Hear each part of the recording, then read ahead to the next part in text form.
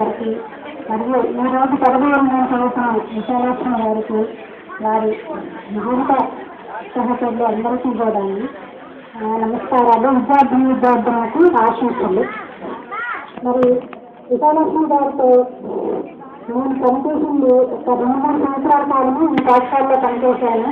తర్వాత ప్రమోషన్ మీద ఈ పాఠశాలను వదిలిపెట్టడం జరిగింది. ఎన్నికైనప్పటికీ కూడా ఉద్యోగరీత్యా పాఠశాలను వదిలి వెళ్ళాలి కానీ మరి టీచర్ గారితో పనిచేసినటువంటి ఆ కాలంలో టీచర్ గారి యొక్క అభిమానాన్ని ఆప్యాయతని మర్చిపోలేకపోయాము.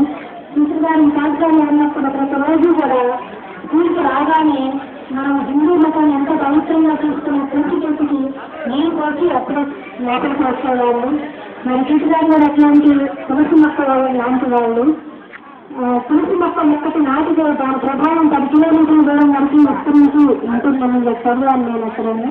అలాగే మా టీచర్ గారు ఎంత దూరంలో ఉన్నప్పటికీ కూడాను మా టీచర్ గారు ఇట్లా రిటైర్ అవుతున్నారని అని చెప్పగానే మరి నాకు ఒక్కసారిగా చాలా బాధ అనుకున్నది. టీచర్ గారిని మన నాతో పనిచేసిన వాళ్ళందరినీ కలవాలనే ఉద్దేశంతో ఈ పాఠశాలకు రావడం జరిగింది.